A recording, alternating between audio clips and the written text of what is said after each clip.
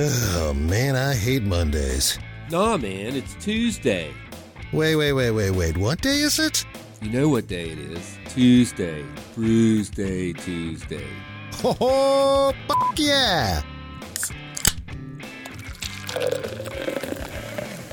Oh, we're gonna get our hops on, It's Brewsday Tuesday with DreZ and Huck. That lovely sound of the means it is officially Brewsday Tuesday. My name is DreZ, and I got Huck from Huck's Beer Buzz in studio with me. We are ready to sacrifice beers to the gods of radio. Sacrifice beers. Yes. That's what we're doing. Okay, that's fair enough. And unlike... my favorite beers. Yeah, Huck loves this show because I brought the beer. As any of you bear listeners know, probably. I was... up in Columbus, Ohio last weekend doing the Rock on the Range thing.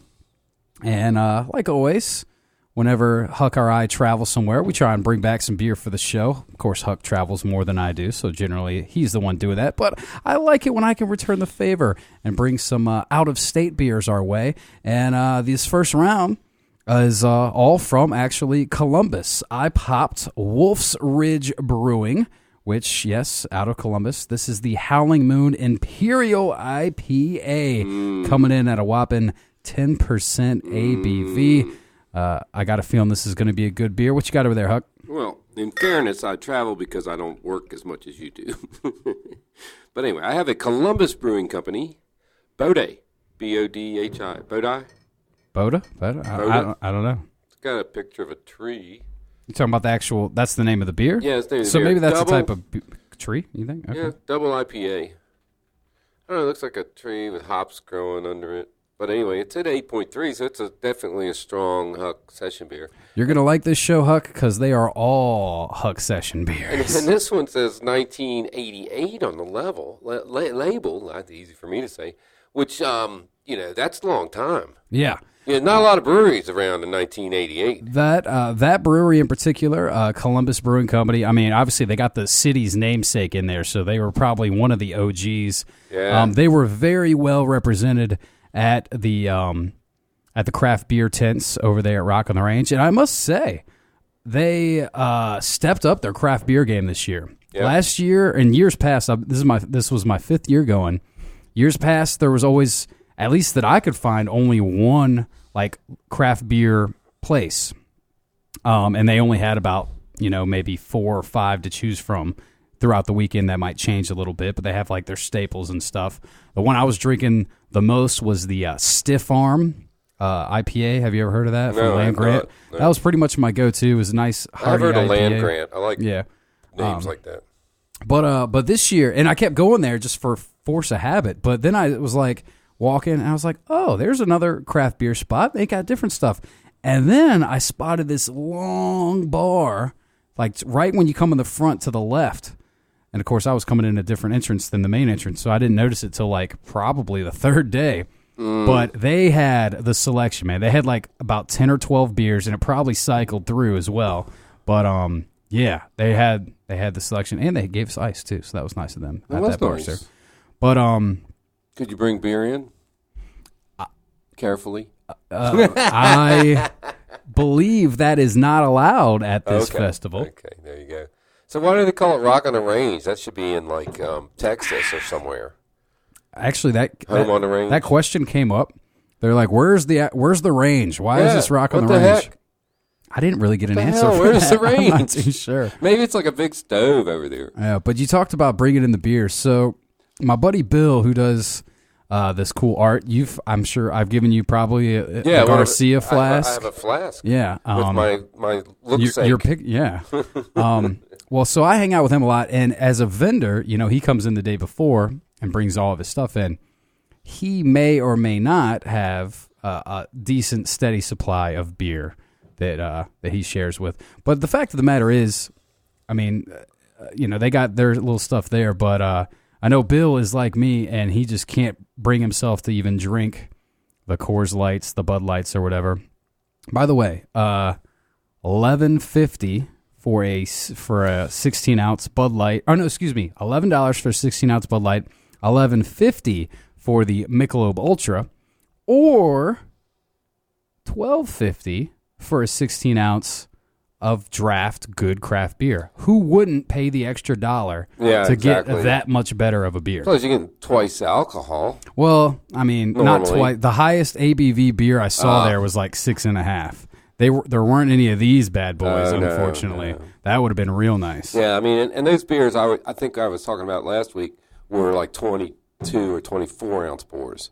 They were big old plastic cups. That's good. Yeah. Well, and I'm pretty sure it was a 16 ounce cup. I'm not 100% sure on that. Yeah. But I mean, it was definitely not a 12. It was at least a 16. Yeah, when I went to Austin City Limits Festival, they had everything in 22 bottles, 22 ounce big boys. And that was pretty cool. Now, I didn't really do a whole lot of research about the breweries just because I figured I'd probably talk mostly about the actual festival more so than the breweries. So, yeah, let's do that. Who's your favorite band? That I saw this weekend? All right, so, I mean, it was a slew of bands to see, but... So you should ask them what their favorite beer is. Whenever they ask me to interview bands when I get a media pass, that's all I do. I just say, what's your favorite beer? You just talk about beer. It's the only question. Well, I did talk... I actually did interview a guy because actually a couple guys because there's this about the Kentucky bourbon and trail. No. There's like a bourbon and whatever festival. I can't remember. Oh, really? Yeah. What is it? Bourbon and like rock festival kind of a thing. Well, they have one around here. It's bourbon, beer, and bacon. Which I haven't made. Well, it's like a traveling festival. Yeah. It's in Richmond. I hear it all the time when I'm driving through Richmond. It's on the radio. Bourbon and Beyond, which is in Louisville. And so I did interview a dude, a couple guys about that. And honestly, unfortunately, I couldn't air the interview because I had to do it on my phone, so it didn't sound that great because it was multiple people and going around. I had to do it on my phone because guess what? What? Chicken butt. No. On the first day, first day, my entire bag of equipment went missing when I came back to the media tent at the end of the festival. Did you get it back? I have not gotten it back. We are still investigating that and trying to figure out what and where and whatnot that bag may have walked off to. Been coming to that festival for 5 years, and once the media tent calms down, usually around 7. Yeah. Usually just pack up my bag, put it under the table, go see the last couple shows, come back, pick it up, and leave. Yeah. Never had a problem. Come back Friday night to grab my bag, and it is not there. And so that kind of so all of you listening, that might explain if you're wondering how come DreZ isn't interviewing more rock stars and talking to more people. I didn't have my equipment. It makes it tricky to do that. I'll hook you up with some GPS tracking for your next bag. I should have gotten one of those tile trackers I got some stuff. And sewn it into the bag. We put a video camera in the tent. So honestly, and that was really frankly, that was kind of a damper on the whole weekend for me. Man. Like all Saturday, I was just stressing the bag, talking with the security, talking with the production people, trying to locate it. Regular people do with that. Well, that's the thing. That's why I was like, the whole time I'm like, it must have just been like a security person or somebody else that was just like, oh, somebody left their bag. Let me pick this up for them. Because like, you're not going to be able to I guess if you really tried, you could try and flip that stuff. But like your average Joe that's trying to steal stuff isn't going to be able to do anything with a cell kit and, an audio mixing cell kit, 3 headsets.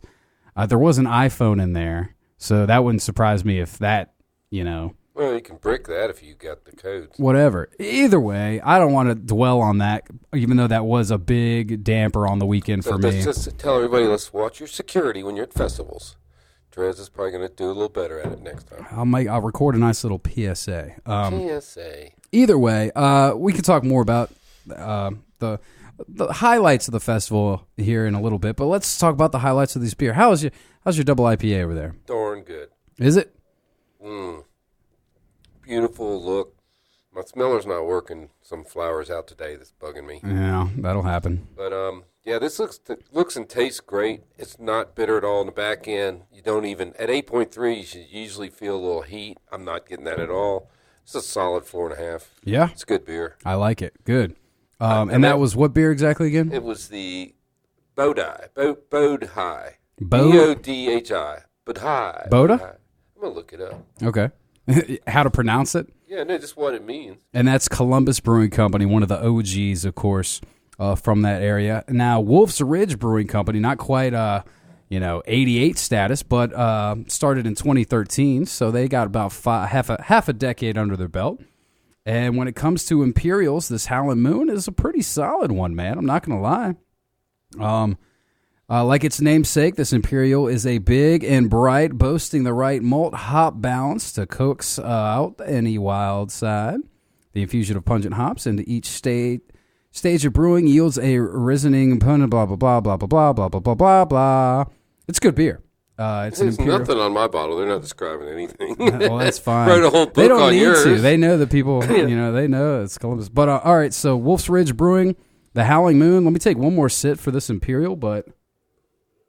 This does, you shouldn't consume this and operate machinery. It does say that. This could be a 5, and I'm going to tell you why. Not only because it's just amazingly good. This is a 10% beer. Yeah. That you're not getting. It doesn't even I know it's going to have a higher ABV just because I have a developed taste for that sort of thing. But when you sip this, you wouldn't think it's more than probably a 6 or a 7. This is one that will probably get you that Imperial IPA.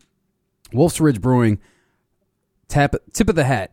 There you go. Now, this next beer. This one, this talk about fresh. This one's bottled on 5/7/18. It's 2 weeks old. That I will credit the place I got the beer Yeah, at, which I'll tell you where. Okay. Coming up. We'll play a little ditty. All right, I was going to say when it comes to like the bands and stuff, there were a lot of good bands, so I didn't really delve into it. But let me play a song from the performer of the band that I thought was probably my favorite. So we'll do this, and then we'll come back and we'll talk more about Rock on the Range and drink some more Columbus beers right after this. Stick around.